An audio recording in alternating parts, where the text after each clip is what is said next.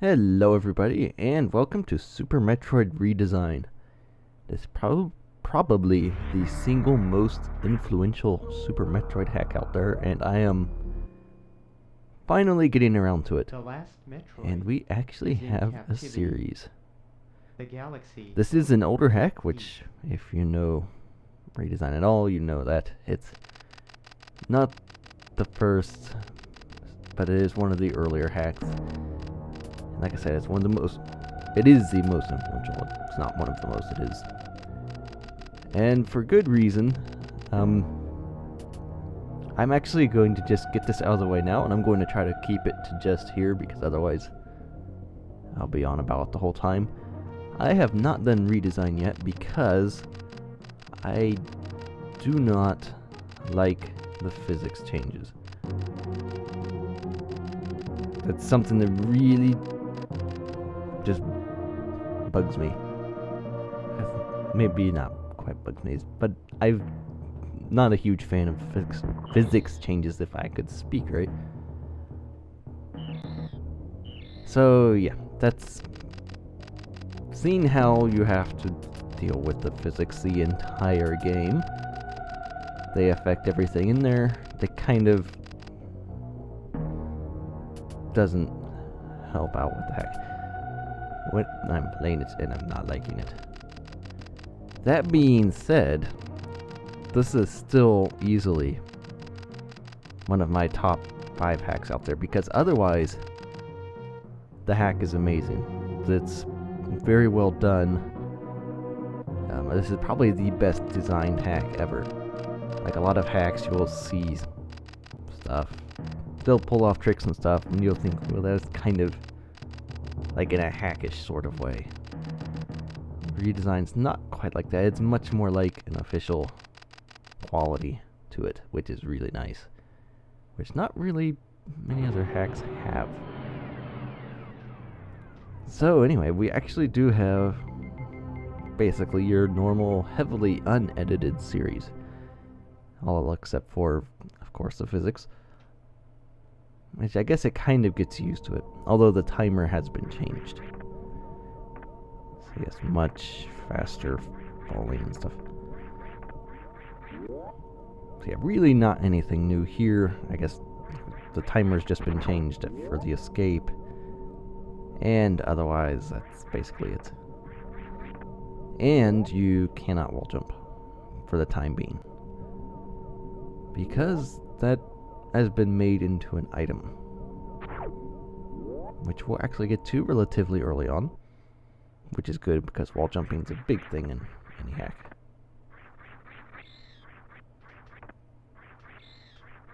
So once it really decides to show up, hey, there we go. Same strategy. Let's just take damage. He'll fly away. It's that simple. Now you actually just have just a little time. Just 30 seconds. Which is plenty of time, but yeah, fun fact, first time I played Super Metroid, I did not escape series the first 2 times I tried. And that was with full 60 seconds.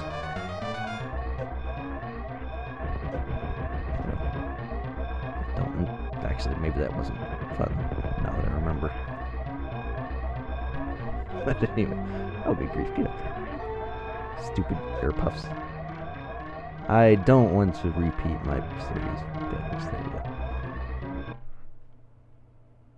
So, plenty of time, no real need to panic. And now that we go to the planet, we will actually find the wonderful changes that have happened right away. And they are, I said, every other change in the hack I like a lot. The overall design is very, very good. Connects really well. You'll see. Now I will say I am very familiar with most of the hack, but not all of it, so some, I guess, will find out some parts. But anyway, starting out, you have your wonderful planet. Morph passages we can't do anything about yet. Planet is seemingly empty and dead. That statue we'll get to later, obviously. That is a very good statue. And I'll explain that if I remember to when we get to that. This gate, I don't think we can glitch it. I think we need speed boost. I think you need speed booster to glitch a gate that's on the right side. On the left side, you should be able to glitch that. On the right side, it's more difficult. It's amazing what a little position change can do.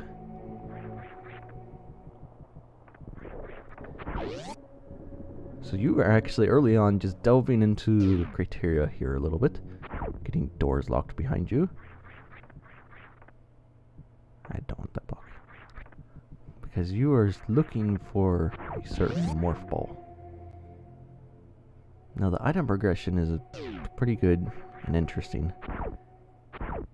It's a wonderful missile door. And this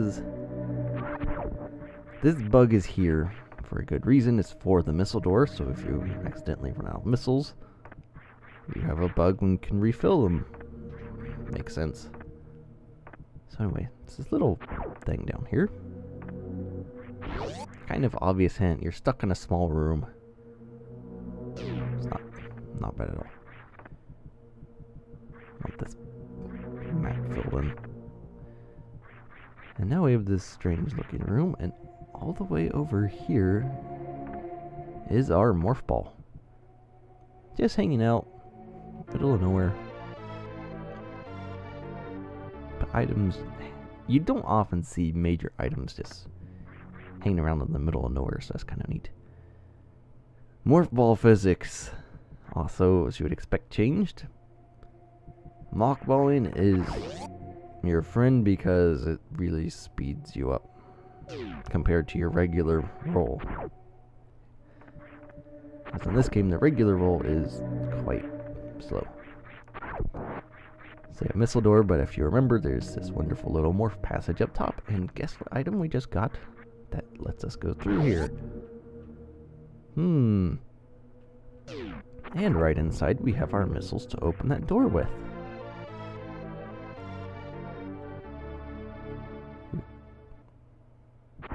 One of this kind of every hack ever right there. And there's something back here. We can't get yet. How wonderful.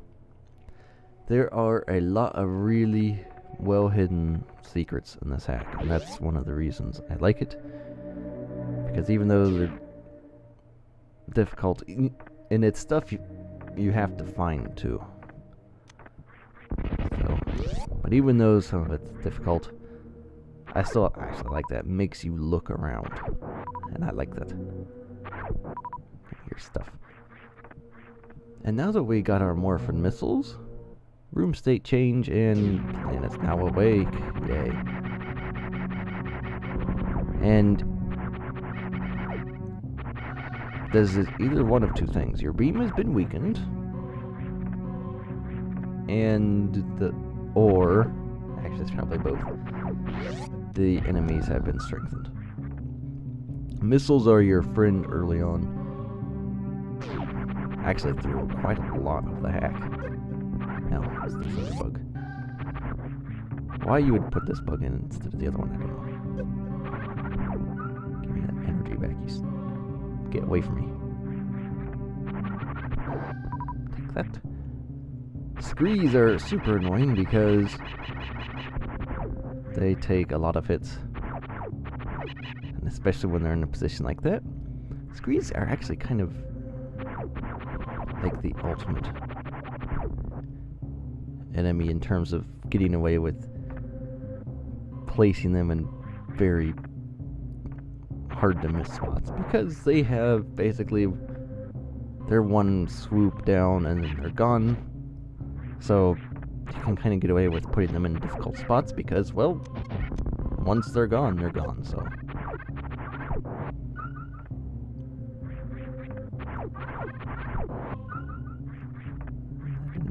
empty energy, but I'll take it. So missiles are excellent for early stuff.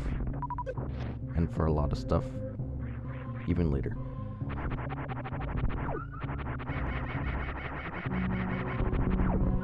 Thank you. And now this is the map station. This will give you an idea a little bit of the scope of this hack, because this is not a small hack. And it's the criteria map going all over the place, stretches a long way. And that's not everything in criteria. That is just a glimpse of the hack. This, to this day, is still the largest Super Metroid hack, and it's not even that close. Like, there's I believe two other hacks that have broken 2,000 total explorable screens. Those being Super Zero Mission and Z Factor. Redesign is over 2,800 explorable screens. And if I remember correctly, I believe Super Zero Mission is around 2,100 something, and it's the second largest. So it's about 700 explorable screens smaller than Redesign. That's quite a large. And that, to put that in a little bit more perspective, that is over half the size of the original game. The 700 screens. The original game is 1,264, I believe, explorable screens. So this is quite the large hack. So there's a lot to explore. There's some very well hidden stuff, which actually, the Chozo statue I was talking about earlier comes into play with that later. So if you played the hack, you know what those are, but for now, we don't really know much about them. It's wonderful spike pits. And now, here's, I guess, an argument you could make with some things in this hack. Stupid pirate, just fall on your head. There are spike pits in the floor. Actually, there's quite a lot of spikes in this. I don't really consider the spike placement in this hack bad at all, just because there's a lot of them. Or they're right here, there's a pit just filled with spikes. I don't consider that bad at all. Even though there's a lot, there are pits of them. I think it makes good use of spikes. Which I guess when you have a hack this big anyway, even with quote-unquote a lot of rooms filled with spikes, the overall percentage of rooms with spikes in them isn't really that high.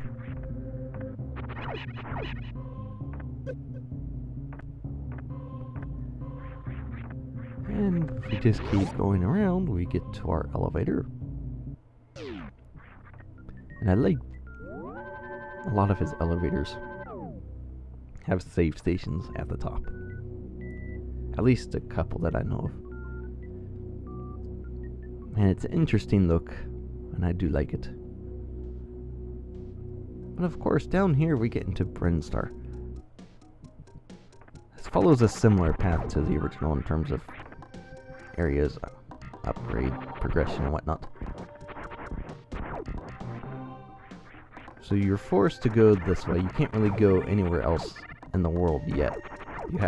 You'll end up having to come here, because there's not much else you can explore and go and grab. And you fall down. We'll deal with that later. You can't get back up because you can't wall jump. I wonder what item you might be headed toward. Of course, when you're first playing this, you may not realize that. Especially if you haven't read the readme that comes with it. Which would be quite silly, but it happens, I guess. And Brinstar, just like Criteria, is huge. Basically, all the areas are huge. Except for the wreck ship, which does not actually exist in this hack. Fantoon exists, but the wrecked ship is nowhere to be seen. but we'll get into that later. Hi, bug, just hang out there. See, that enemy placement, not so much a fan of, because you're practically bound to get hit right there. Stupid side hopper. Those side hoppers, there's actually a lot of annoying enemies early on. Especially when you don't have a lot of missiles. They could be very, very deadly. Now, something else I should mention is the missile item pickups. The first one gave me 5, that one gave me 2. No, good grief, I don't want to die to a lettuce leaf. Now with the... Get rid of this guy first. Have to be careful of these side hoppers. And now the, with the missile pickups, the different, because there's 3 different pale ends for each item. There's the out in the open one, which we just got. There's the one in the Chozo Orb, and then there's one hidden in the scenery. You can give separate values for each of those, so they all give you something different. So in this case, in Redesign, the one in the orb gives you 5, the ones out in the open only give you 2, and the ones hidden in scenery give you more. I guess we'll find out. I don't remember how many of those give you. They give you a lot more though. And that item is Charge Beam, but we can't do anything about it yet. Even after we get Wall Jump, we still can't grab that. But I like that item placement. It's right there. You can see it. You just can't do anything about it. And I missed the platform. Right over here is where we need to go. And actually, I think this will be a good time to split the video off. Just refill my missiles here. So we will see what's behind this door in the next video. It's a surprise.